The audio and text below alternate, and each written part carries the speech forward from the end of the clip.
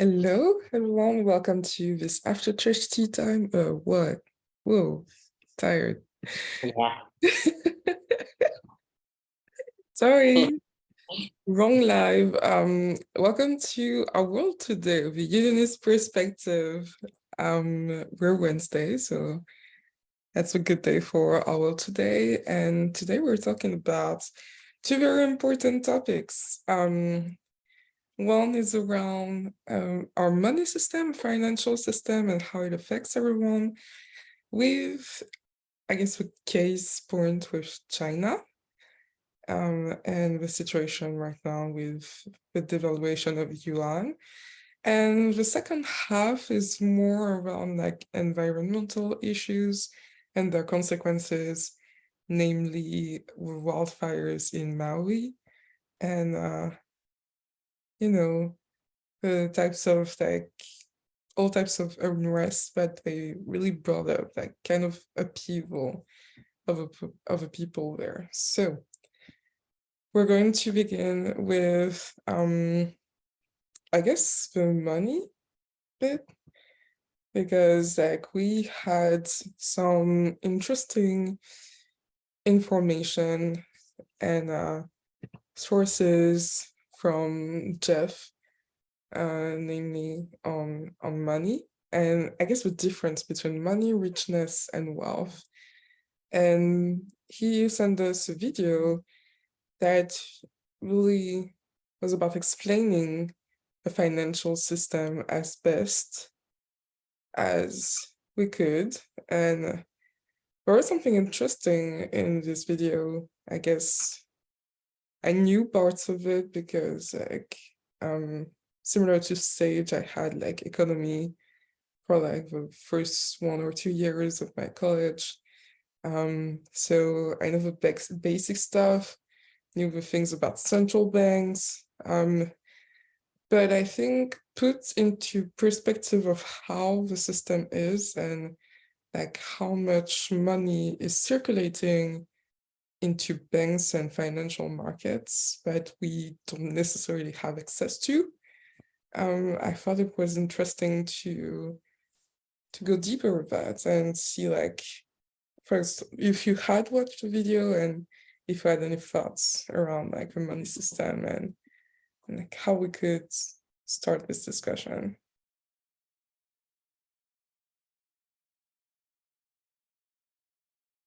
Yeah. I guess just that it doesn't seem to make any sense. That's my insight. Because, well, so basically, in the video that we watched, we talked about the video talked about how at some point, like I think in the 70s, this like act that caused the US dollar not to be tied in value to gold anymore. Mm-hmm. And so that meant that every dollar that you had didn't necessarily correspond to actual value in gold that could be exchanged, basically. So since then, basically, the value of money is kind of based on faith that the money has value. And that's the shortest version that I can give without going into depths that don't make any sense to me. And therefore, I'm just going to leave it at that. And I hope that you can take it from there. But I feel like, I guess backing a currency in gold means that all of the money that you have, it represents, it's basically, instead of bartering with gold pieces, like instead of being like, I'll give you this shiny thing if you like, I don't know, if you like give me this bunch of radishes. You have a piece of paper that's like much easier to exchange with people, you know, and it represents a certain like tiny amount, a teeny tiny amount of actual gold that existed. But nowadays it just doesn't. And so we just don't know what it represents. And in fact, the economy itself, like the stock market itself and the bond market, are like bigger than like all the value generated on the earth today in goods and services, which doesn't make any sense. So please help me, Irene. Otherwise, I don't know if I can say anything coherent about this other than it just seems like a game of manipulation. And that is all. Thank you. I've been trying to understand this for days and I still don't, because something about it. Hopefully our viewers can either relate or they can see deeper than that. Yeah. And, yeah. So how do we begin?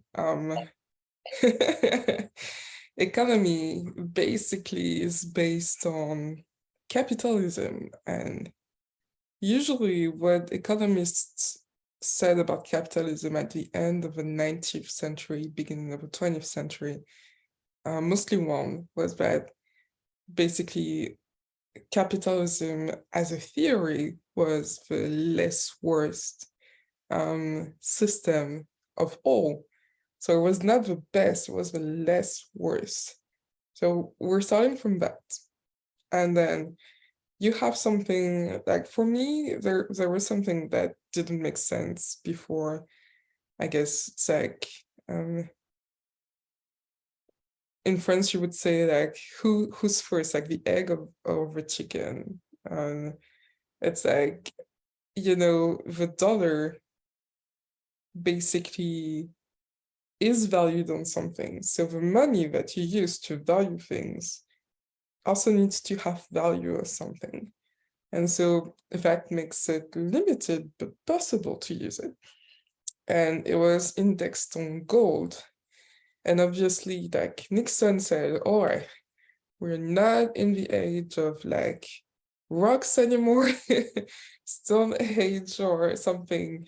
So we're going to stop indexing it on gold so that we can go into a more, I don't know if you would say this like that because it was the 70s, but into a more digital approach of how to use money. And so inflation was born. The problem is like, if there are so many laws, like, and even central banks and systems and little things that, I guess, how can I say this? They corrupt the basic nature of the idealistic theory of capitalism. So a theory that was always not perfect is corrupt by laws, but obviously if you don't do laws, like, you can't really use it, you can really try to control the value of money when you go into a crisis. Like, even before it was indexed on nothing, you know, even when it was indexed on gold, we had the big crisis of 1929. So like a lot of ways banks work are from centuries and from, like, you know, trying to have some safeguards to how we use money.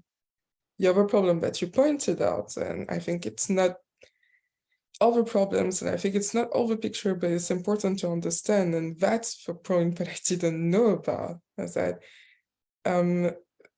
central banks, like, no, I didn't know about the central banks, the fact that they could create money on nothing. So basically they can create money out of nowhere, because we gone into so much debt and to so much gambling, potential money instead of real money and currency, that we need to always create. And so central banks have been given the free will to create without having a reserve first, especially now that it's not on gold anymore.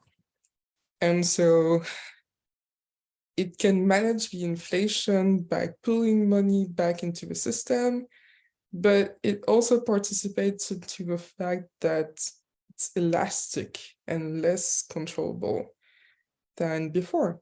The thing that I didn't know is that banks and hedge funds, these are such a big part of the financial system that basically the value of a financial gambling of banks is 10 times the whole of the real economy of the world. That I didn't know. I knew there was something like that, but I didn't know how much, like 1 quadrillion.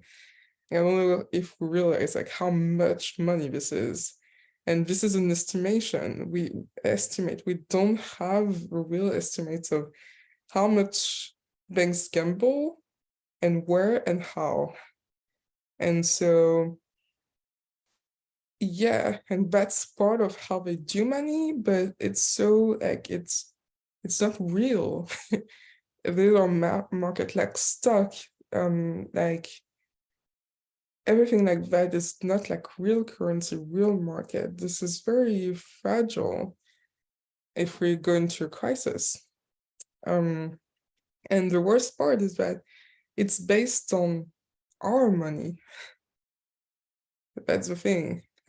And basically, we know the risk of like doing an investment into a market that's not using real currency, but I don't think we know the impact of how much it can derive in one day to the next, and how much it's like they're gambling our money instead of like reserves of something else. So it's really like the system is like, like a company that is pulling like lows and lows and again, stacking them up to be able to respond to every new thing that comes into the system of operation inside the company, but without, I guess, harmonizing them, or being too scared that harmonizing them would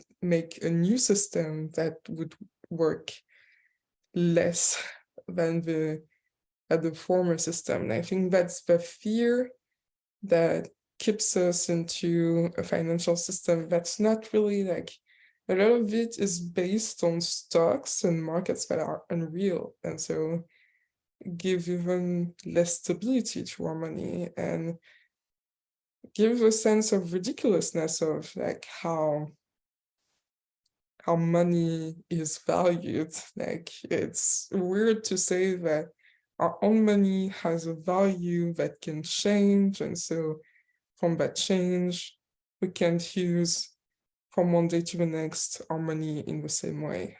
And basically that's what I can explain of it.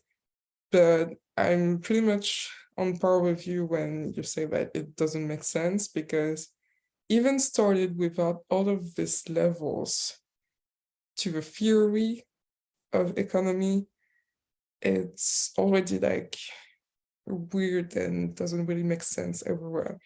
So yeah, that's pretty much it.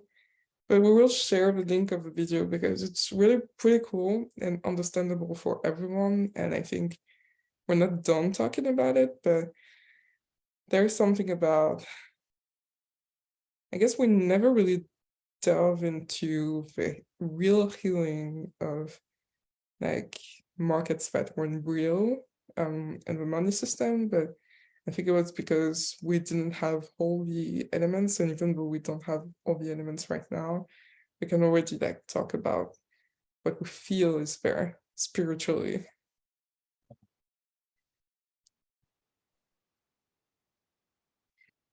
Very interesting to me how if like humans decide something is valuable, then all of a sudden it is, or if you decide to have like we put our faith in this, then that's the thing that's matters, or that seems to have value.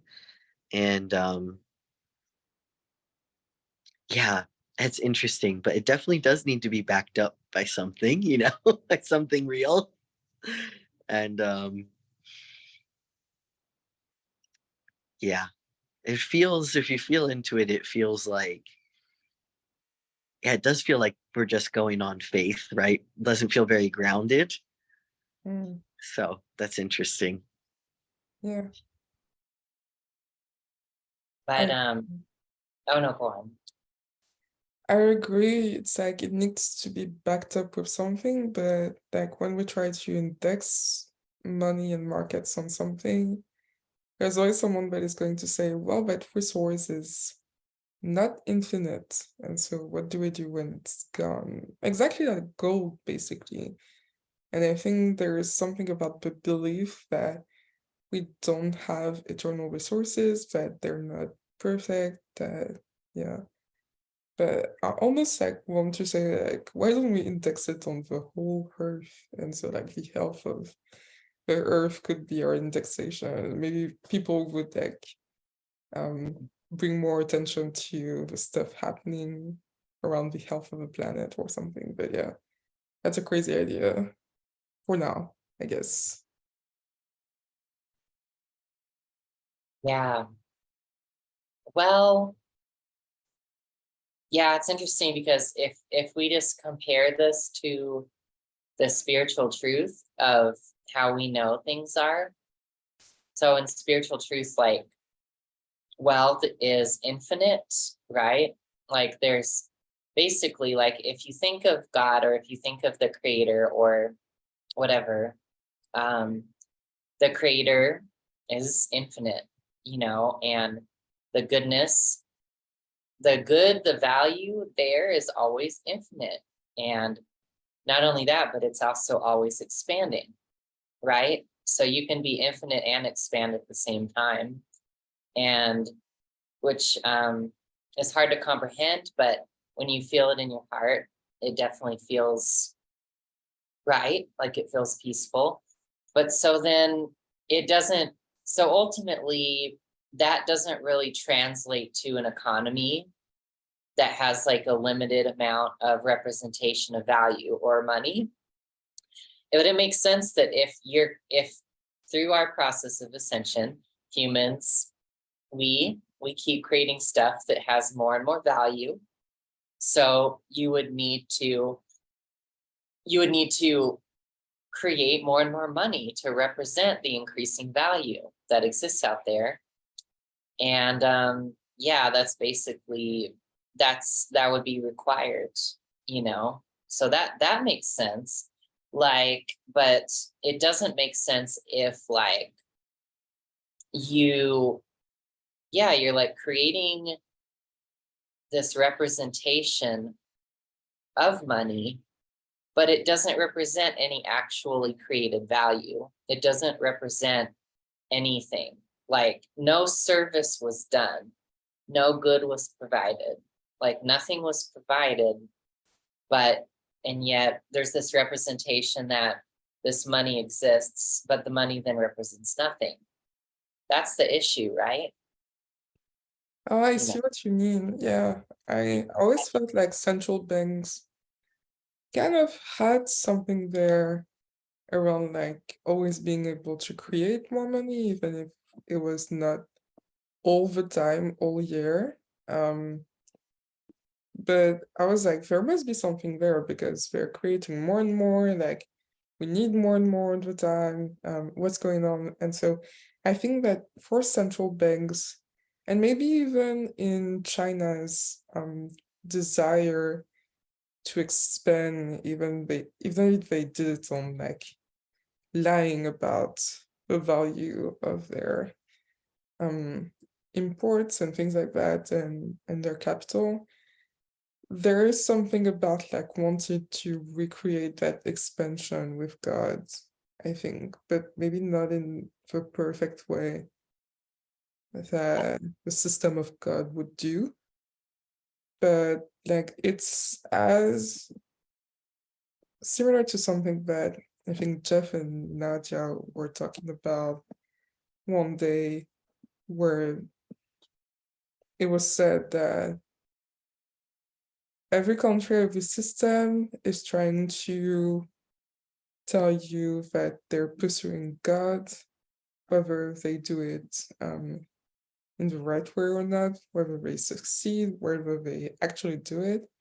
And so it would explain like why any leader, any system, political, financial, would try things that don't make sense to us or crazy things, because like they're trying to pursue that divinity as it is represented in their mind, and maybe in their mind it's not a good representation, it's misaligned, maybe sometimes it's even sick, but there's still that desire. And so I think I understand the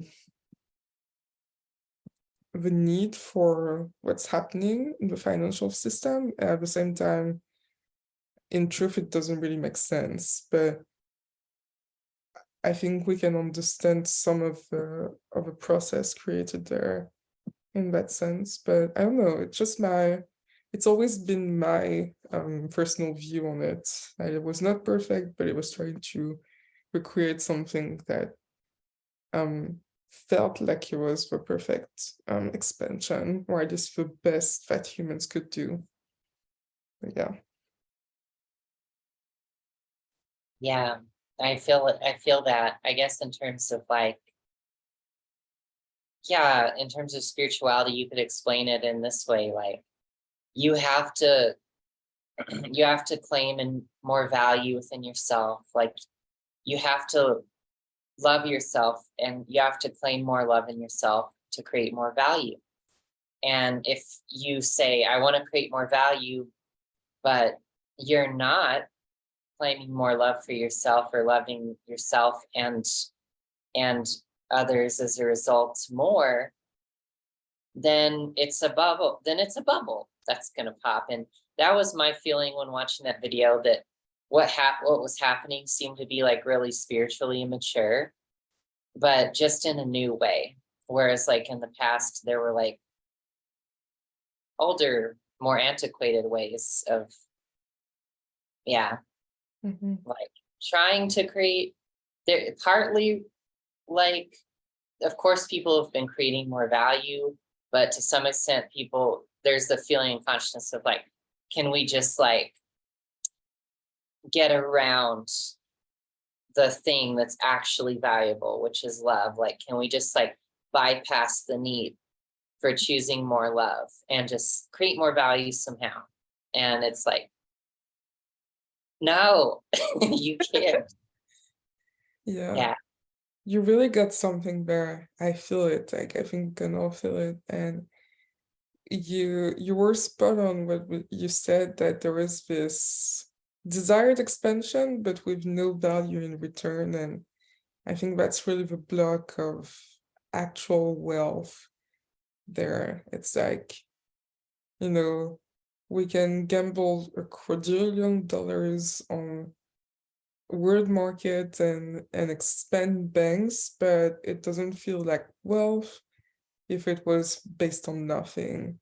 And I think you really touched upon something there, and I think maybe like it feels good to have a system called out in that way. Not really called out like in a mean way, but it's like, hey, like there's some immaturity there, and maybe you're bypassing the real thing that everyone would like to do, is having everything that they need to offer be of value, so that we can have that real flow of wealth for everyone. And I think that's also the next point, is that everyone is supposed to be wealthy. Like we in terms of like spiritual truth, it's not a case of course, like it's a case of working hard to get out of hell and get out of a rat's wheel, but like in a perfect society, it's like wealth is your birthright, and there's something about that where there's just this blocked to the system and blocked to the giving and receiving. I don't think it's only just people refusing to give. There's also the system refusing to give a complete solution as well.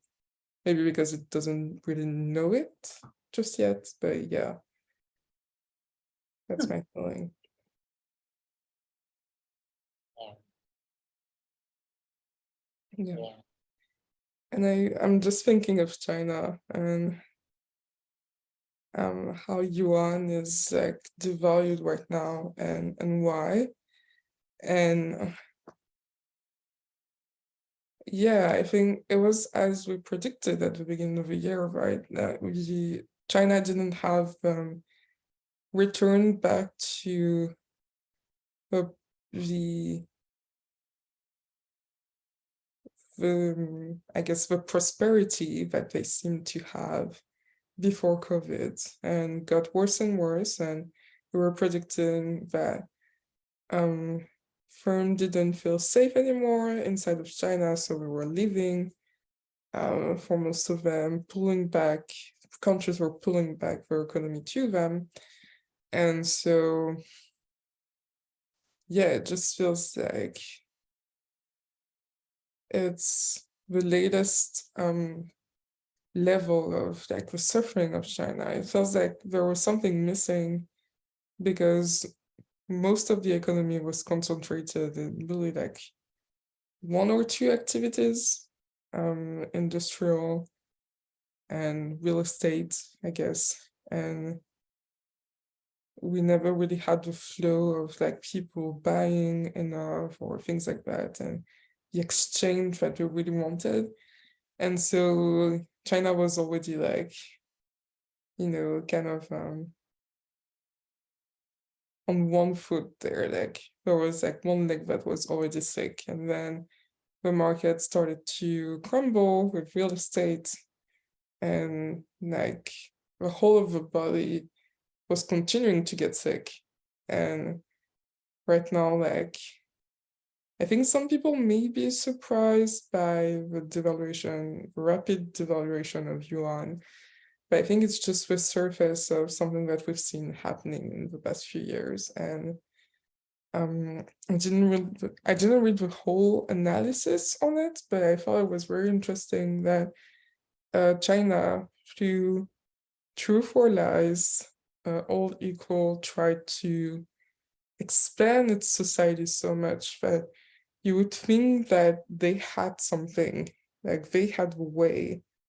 And how did they do that? But because they did that on nothing, on poorly built foundation, we're seeing exactly the same, I guess, sense of ridiculousness that we felt with the whole system. And so it's really just a byproduct of how we really are viewing the financial system right now, and how we're viewing value and how we're viewing investment. And that's why other countries are also suffering because of the quantity of investment like they did with China, I guess.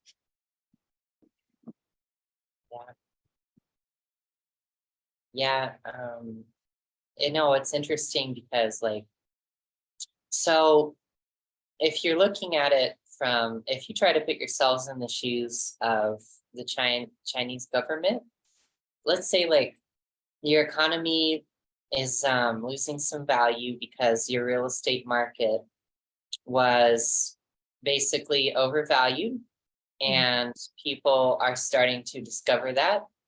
And so, yeah, that means you're losing money basically, and people stop paying you their mortgage payments because you haven't finished their apartment or condo because you spent the money they gave you buying more land and starting more development.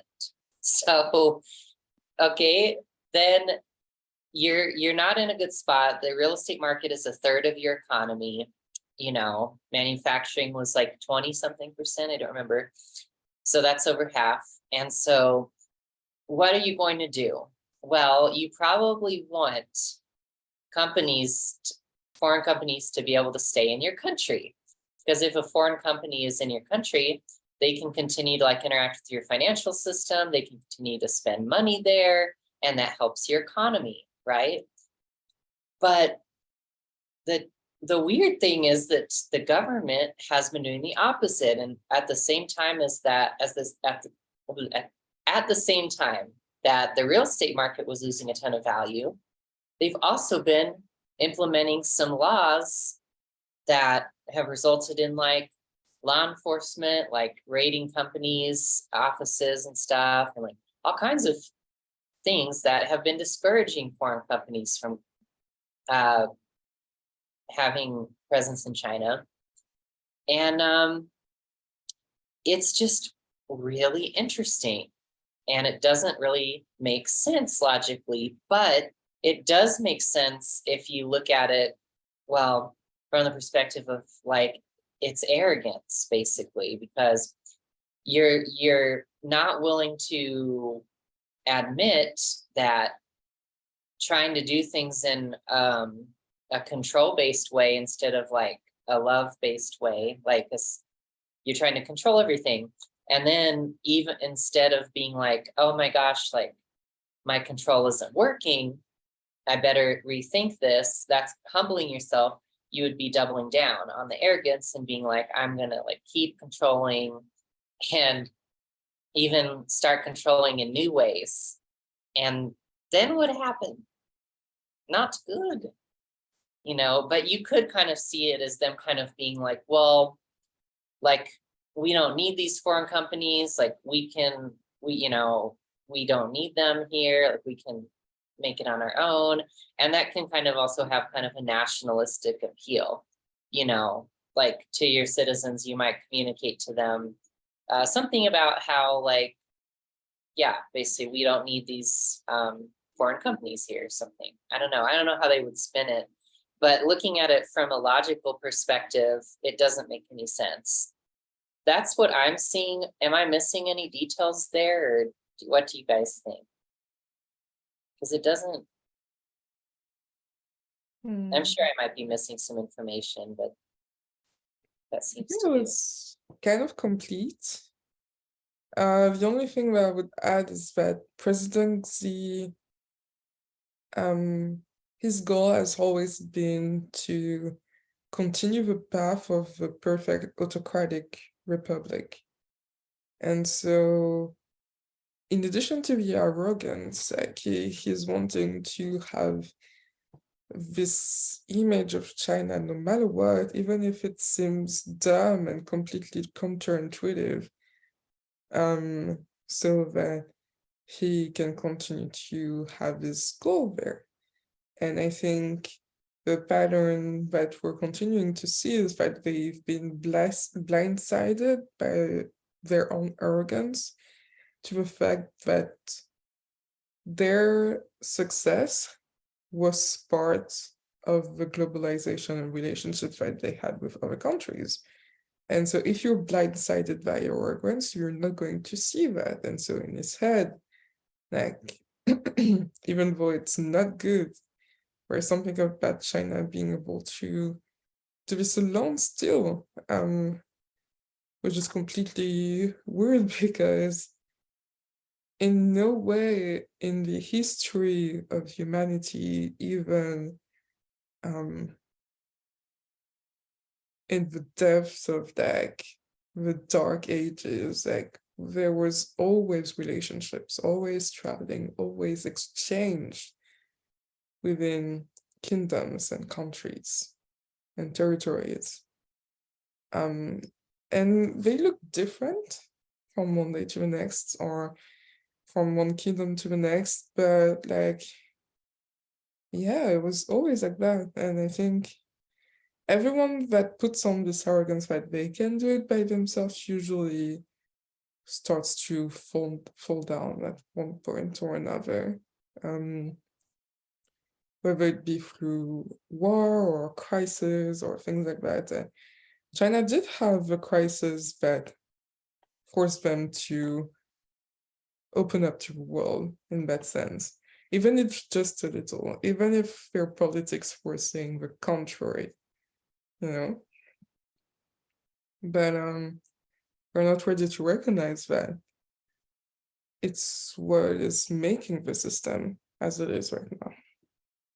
So yeah, we're going to continue to see what seems like nonsensical, but makes perfect sense in the mind of someone that feels like their way is better and I don't have to listen to anyone. Like you can believe that your way is better, but being able to like compare it with other people and actually like sit down and say like, okay, all right, is it actually better? Can I compare? What's the truth there? Like if you're not willing to see the truth, like you'll keep going into a wall. And so I think that's what we're seeing happening right now. And that's just accelerating something that was already underway, but it's just a proof of the actual choice of China. And I think it serves the countries around them to see like what was the actual choice of China there.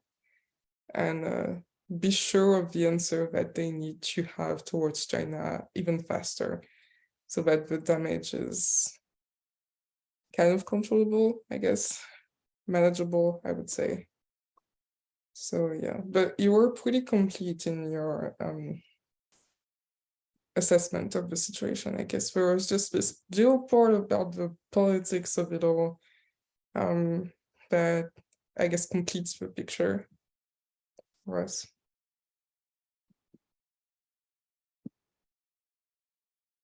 Yeah. It's interesting. Mhm. Yeah. Yeah, I just feeling like, yeah, I guess I'm just feeling complete with that. It's okay to transition to the second part of the discussion and talking about the wildfires in Maui and like it's a difficult situation to talk about. I think it's difficult because we'll have a hard time making sense of what is the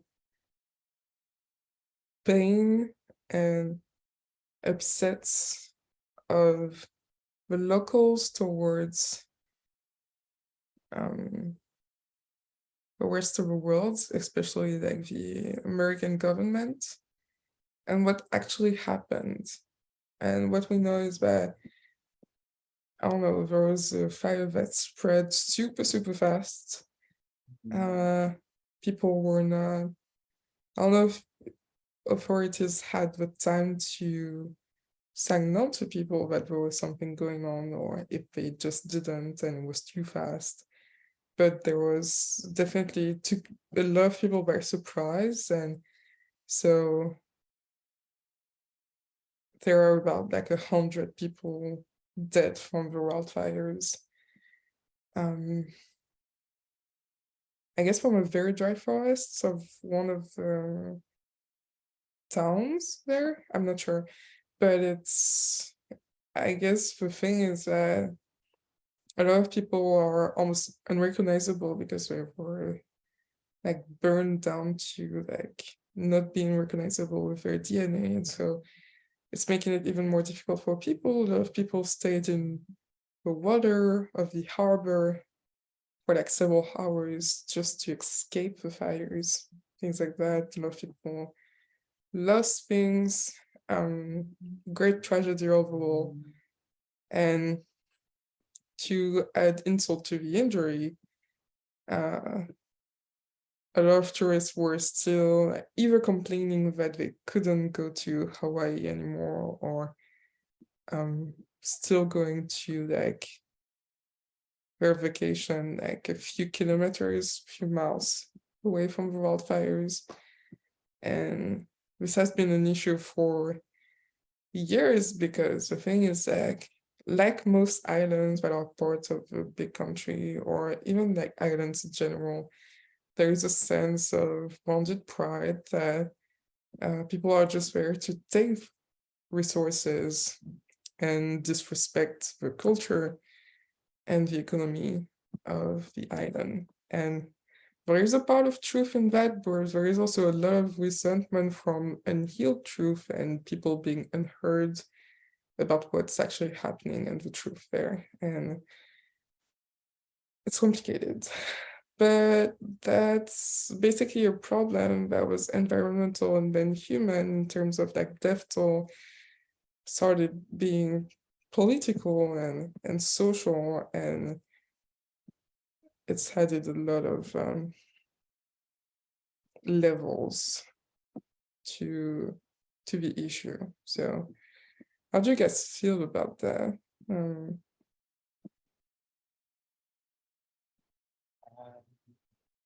Yeah, I feel like I liked your summary of the topic. Like, yeah, it's all those different pieces of it are there. Yeah, I felt, it was interesting because I was talking to somebody about it, and I was like, so how did this happen? Because isn't Maui like a tropical rainforest? Doesn't it have a tropical rainforest climate? But it doesn't. The higher elevation parts of it do, but parts of it only get like 30 inches of rain a year or less. I don't know that in centimeters, but to give you a reference, so where Isaiah and I live in Colorado, it's naturally like a short grass prairie. So the grass only comes up like a couple feet. It's semi-arid, and we get like 15 inches of rain a year, so we get half of 30. So like part of Maui like doesn't really get like a whole lot of rain, and like out here, like not many trees grow naturally. They don't, like they're planted out here. So I was like, wow, so okay, so parts of the island are like kind of drier, and it's kind of like a seasonal, like a wet season, a dry season type of climate. So I was like, wow, okay, so if conditions are right and it's especially dry, which it was, and then there were the high winds from the hurricane, then a fire could happen. And I was like, wow, I didn't know that. So yeah, that happening was like notable, I guess, scientifically, but I feel like even more interesting is like what you were talking about with how the locals were feeling about it, like how the government responded, how tourists were responding, and how yeah, I think didn't they mention that like some tourists or visitors or something like that were like getting more aid or help than like people with less money who live there? I remember something about that. Okay, but I know without knowing the Pacific, I guess we can say Pacific because it's in the Pacific Ocean. Without knowing the Pacific details of it, we can say that like there's that feeling of like, yeah, the government and others like not caring about the locals who live there and just caring about those who generate the most revenue for the area, visiting it. And I get that. That's a concern. But maybe there might be a block there though, like the feeling of like resentment toward the tourists or like the non-native like people in Hawaii, that could be kind of the block here. Yeah, I don't know, what do you feel? Well, right off the bat, I'm gonna say my feelings as a fellow islander. I sometimes feel like Hawaii doesn't feel like part of the US. And I don't know why it's feeling like a lot of people cite distance for it. But there's also something about the tropical islands of a country where people just feel like it's like their paradisical getaway, where actually people there have a real life and have real intention and things like that. And I'm sure that, I guess the problem is that from the 1800s, people started destroying their artifacts. Mountains were sacred, but were used by white people to build their land, even though it was a little god as a mountain. Christian pilgrims would get there, even though like it's not really, well, it's weird. And ever since then, and in so many other areas of the world, there's just this distance sometimes. Like you would feel like some islands have managed to get a multicultural society, but some islands like are very, very separated, especially in the Pacific, between Pacific Islanders and Caucasian people. And it's hard there. Like we have that in France too, like in New Caledonia, it's exactly the same. And it tends to a point where sometimes the army is there. And I don't know, like obviously like a lot of cultural stuff were destroyed and are still being destroyed by tourism because there's no respect to that. And a lot of islanders, their first response to be for Caucasian people to just get out, which I think is not the answer. The answer would be to partner there so that your economy can grow from a partnership of ecotourism, for example, something that actually includes you, respects your culture, but also is something that people still search in your island, which is the beauty of your island. They're really like consuming that, and you can help them learn how to consume that in a conscious way. But like usually it's just attacks and fights, and like people can't swim or surf at the same beaches or something. And yeah, that's a lot. I guess it links back to our discussions the past few weeks where, you know, where you feel hurt, you're going to have an extreme response on the other side of the spectrum. And none of the parties are actually respecting the truth of that. If you're meant to be on that island, like you need to harmonize there and deal with it. And there's no real separation between your culture and the culture of others. Like mountains can be used and respected by all people if they know how to do it and things like that. And obviously, like there are a lot of white people that are resistant to actually like learning, because they're like, and that's the example of the wildfires, they're like, leave me alone, I want my vacation, I want to wear a mask and not see anything that is going on, the actual issues of the island. And there are a lot of islanders that are like, they're all poisonous and they need to leave our land, otherwise like our land is going to get destroyed by them. And so basically you attract these types of experiences to help you see that there's still a problem there. And the answer was never to fight, but because if you fight, you lose resources into fighting instead of actually concentrated on the real problem, which was the wildfire, and building a good response to your climate there so that it doesn't happen anymore. And I think like we didn't talk about that enough at all.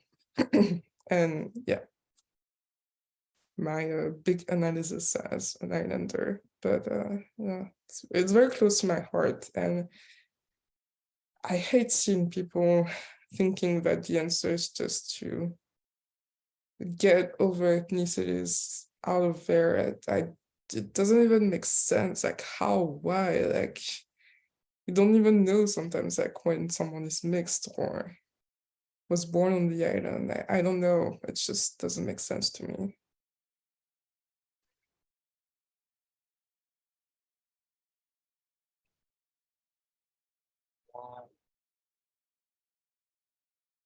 Well, that's something to sort out there.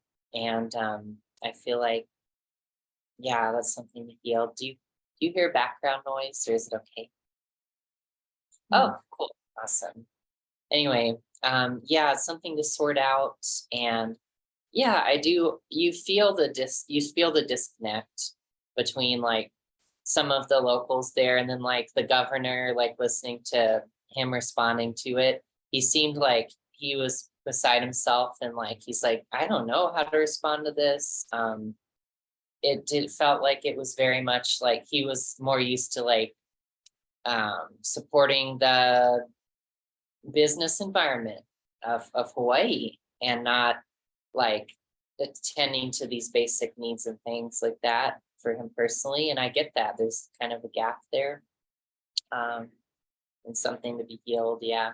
But I don't know if you want to talk any more about that, or we could also um, delve into like, so some of the locals there whose property got burnt in the fire were objecting to like various wealthy people have been offering to buy their land at like a small fraction of the price too. And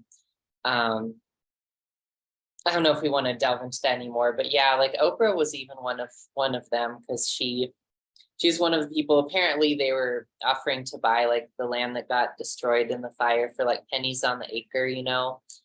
And it's a curious thing. I could understand people feeling like they're like, this is where I live, this is my home.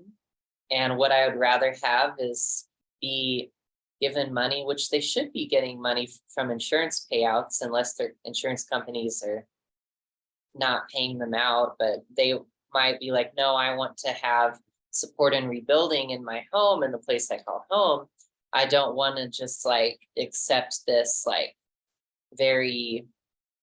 this like fraction of the value of my property and just get that money, you know, and then have to relocate somewhere else because then I won't own the land that I used to live on, you know. So that's another thing that's been going on. I don't know. I think that, yeah, I don't know, I'm not sure what to think about that. I think the practice of trying to rebuy the land from the people is very weird. That screams third world to me. Doesn't feel good. I hate when it feels like distant states are treated like second-hand citizens. That doesn't feel good. There's something there. I don't like that. Yeah. I don't think the intention was to make them feel that way, but it seems to be ingrained in a pattern of seeing, like, for example, Puerto Rico or Hawaii as just like they're like at the end tail of a country. I don't like that at all. But maybe I'm wrong. It's just, where's the feeling there? Yeah. Yeah. Definitely feels disrespectful, you know, like, yeah. Yeah. Yeah. I feel that too. Like if you're like your house just got burnt down and someone comes to you and they're like, yeah, hey, like, yeah, we'll like buy it from you. We'll buy the land from you if you want.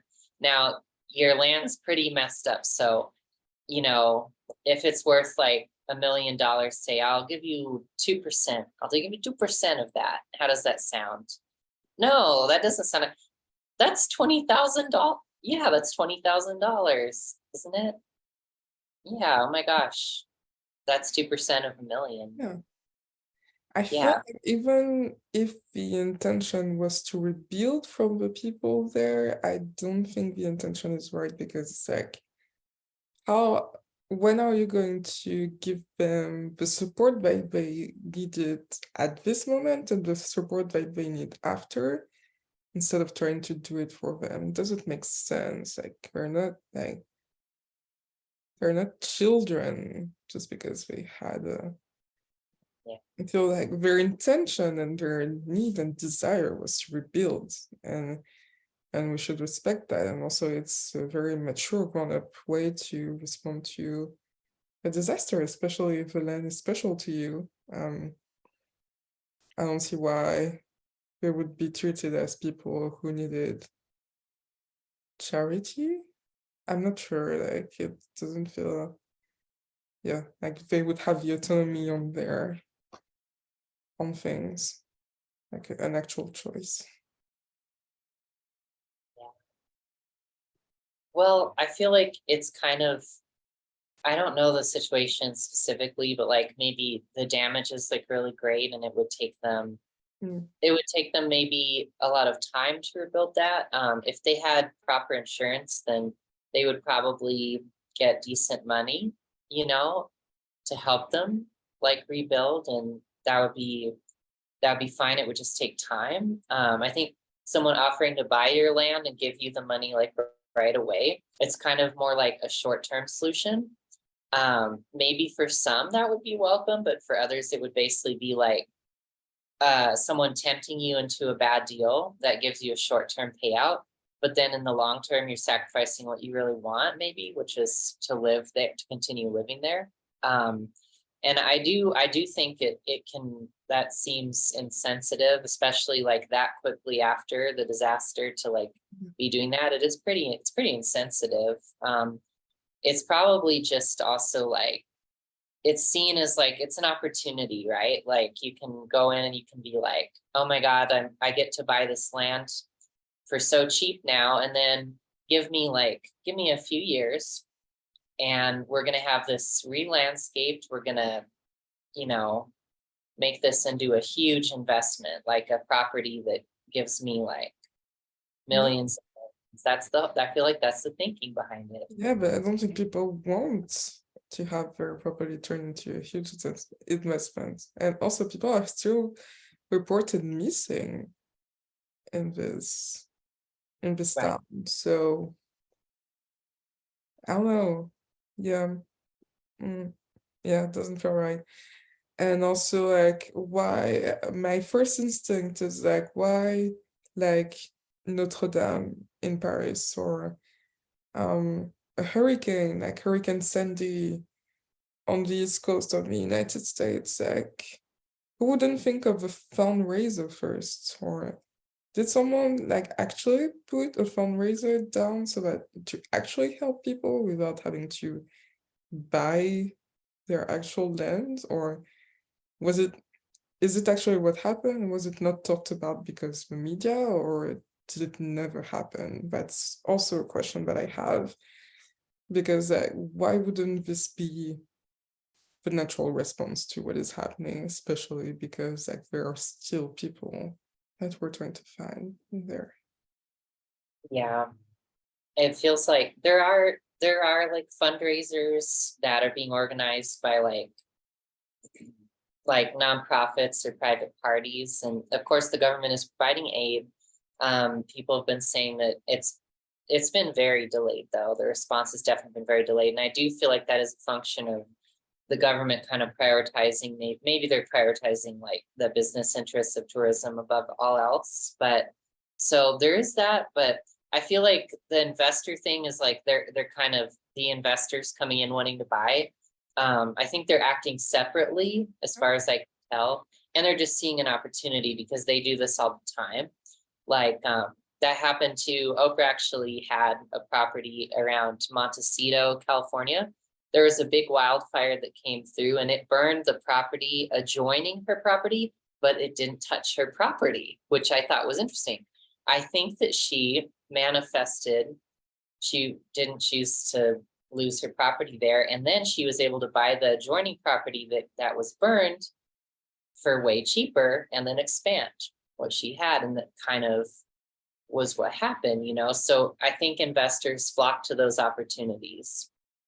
But yeah, again, it's not saying that it's like the right thing to do. I feel like it's a place where people feel kind of numb there, and they aren't taking in like the significance of like, these are people who want to rebuild, you know.